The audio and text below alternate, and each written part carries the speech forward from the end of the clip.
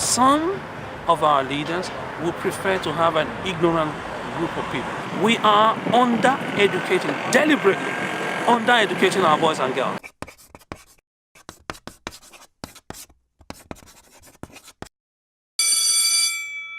Is politics your cup of tea? Politics is in the news everywhere at the moment.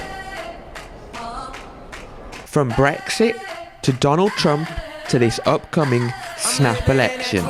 But in a time of so much political upheaval, do you feel that your voice is getting heard? My name's Liam McConkey, and 93% of us went to state school, yet the remaining 7% who were privately educated make up a higher proportion of MPs in the House of Commons. My name's Charlotte Edwards, and as we're in that 93%, we're trying to find out why privately educated people are more likely to become MPs than those who are not. We're investigating whether this is because political education in private schools is better than in state schools. And isn't political education more important than ever with the snap election just around the corner? And bearing in mind that during the last two elections, the number of young people voting went down. Some people believe that this is a trend set to continue for this snap election. And if political education is not taught in schools, is this the problem for our lack of engagement in the political system? No, see, that is. This Hi, man. that's David Corbyn. There you go. This woman. I'm French. No. This man. That's not Nicola Sturgeon, is it? It's not, it's Justine Greening, the Education Secretary. I'm at university as well. Don't joke with this man.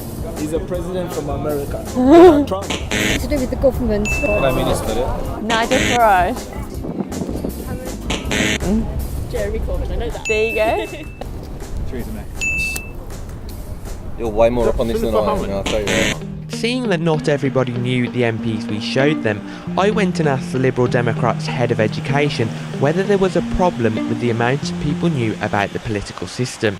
Wholly. I mean, I judge this by my conversations with the electorate who get seriously confused about levels of government. I went on and asked Mr Pugh for his thoughts on citizenship lessons in secondary school, the only subject which sets aside some time to educate pupils about politics. I've been invited into a good number of schools as part of their citizen program, and I've been quite impressed by what they've done. But then quite a lot of schools haven't invited me in at all, and I have no idea exactly what they're doing. I have no confidence either the Department of Education is monitoring this. But whether there's a class divide between the quality of political education in private and public schools, the Lib Dem MP has reservations. I don't think private schools have taught that much in the way of politics, but they've not been afraid or shied off the subject. However, a Cambridge professor and consultant to governments told us how he feels differently. Independent schools have the tradition of inviting top brass people to come to their school and debate. But state schools don't have that access, and state schools are not involved in that. So that dichotomy is making us deliberately under-educate almost 90% of our boys and girls. If it affects us that much, I feel it's insane that we don't give all our children the opportunity to learn about politics. But if we look at what the Department for Education says about political teaching in schools, it's very different to Professor Imafidon's opinion.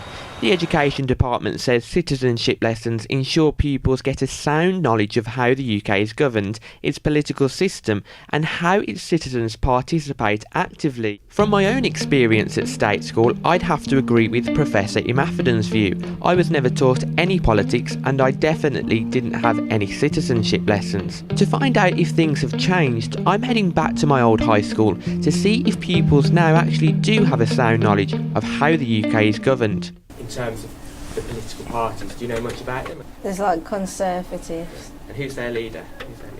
I don't have a clue. The House of Commons. Don't know who that is either. Would any of you like to be Prime Minister one day? No. Why not? I might. Possibility. Yeah. But no. you might be. I don't know, because my dad does a lot of debating and that. So, like, my dad tells me all about it when he gets home. Do you feel that you've learnt more from your dad than you would have done from school? We haven't learned about it in school, so if my dad never told me, then I wouldn't have known what it is. A citizenship class of Year 9s did know some of the famous politicians we showed them, but when I asked them what they thought about politics, they didn't have much enthusiasm about it. What's your first thought when you think about politics? What's corruption. Absolute rubbish. Waste of space. Waste of space. On teaching more about Parliament and politics in citizenship lessons, my former music teacher told me the difficulty she has in doing so.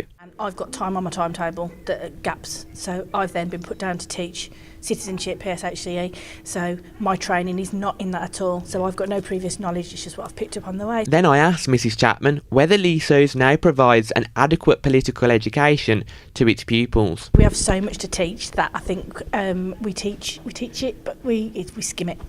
Even though Leasows now has citizenship lessons, there's clearly not enough time to thoroughly teach politics when it encompasses other disciplines like sex education or careers advice.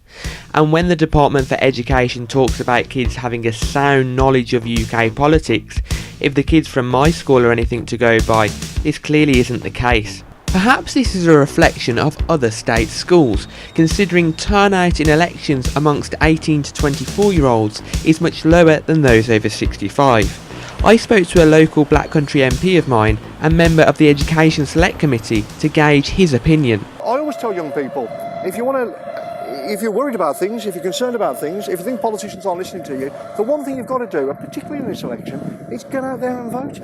Is that not a failure of citizenship though, in terms of what we were saying before about there not being enough turnout? Doesn't it need to shouldn't it be a compulsory subject in order for people to get a full understanding of it? Yeah, look, of course it should. It should be taught to all pupils.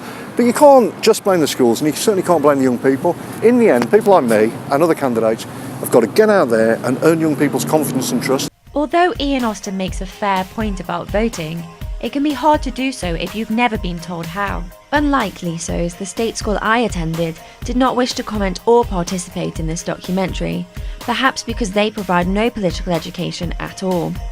I met up with some of my old school friends to discuss how this had affected us. Well, I think when I turned 18 and I finally could vote, I had no clue. Honestly, I just didn't really know until I researched it myself. I didn't know anything. So if they had compulsory political education, say from year 7, then at least we'd have the grounding. Just basic knowledge of it, yeah. And unbiased as well, rather than being fed like what sounds like the strongest comment of the day.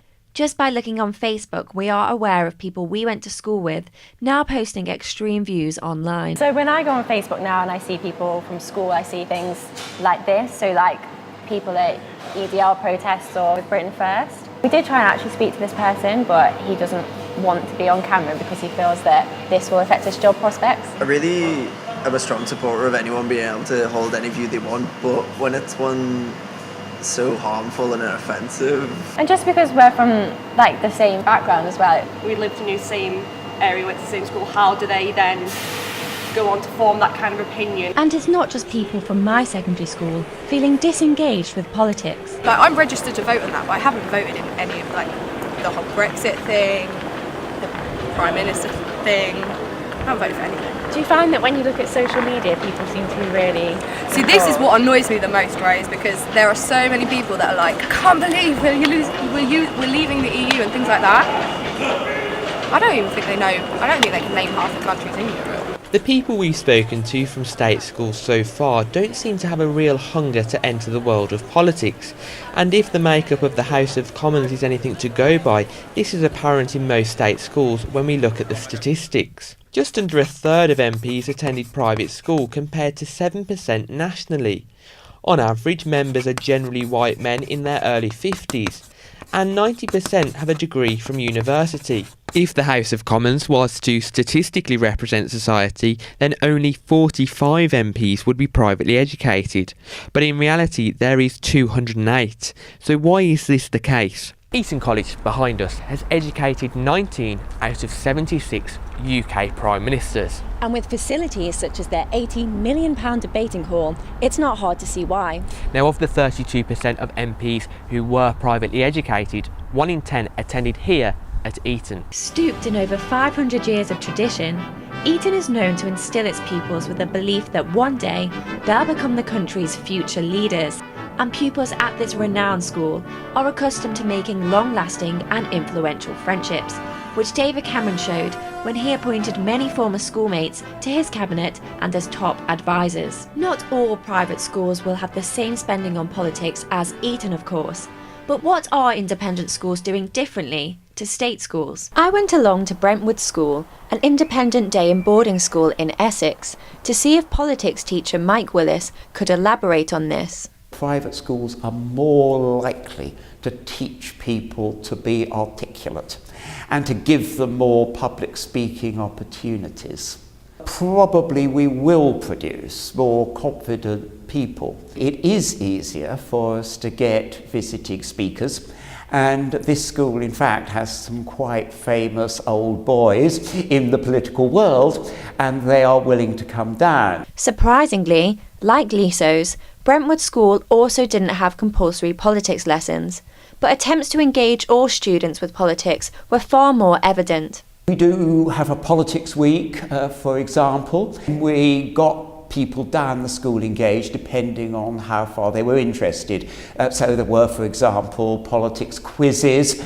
President Trump was a godsend because we had a wall where people could put up their views on President Trump. They could put in various sorts of questions. Brentwood's numerous resources is something the pupils also highlighted. We've gone to the Commons, we've gone to see loads of people speak, and we've seen people like Tim Farron speak and John Bercow, so it's quite, I think there's a lot of resources here that help us. Brentwood School was one of the only schools that did politics. It actually convinced me to study at Brentwood rather than elsewhere, where I would have been subjected to DT instead. From what I've learnt here at Brentwood is that not all private schools provide compulsory political education, but what they do provide is adequate resources, access to many politicians, and they give the confidence that one day students can be the leaders in whatever field they choose. Strictly speaking, this is something all children should receive. That's according to a former Secretary of State for Children's Schools and Families. I have always believed that we should make PSHE, which is sex education, but also wider citizenship and political education, part of the compulsory curriculum.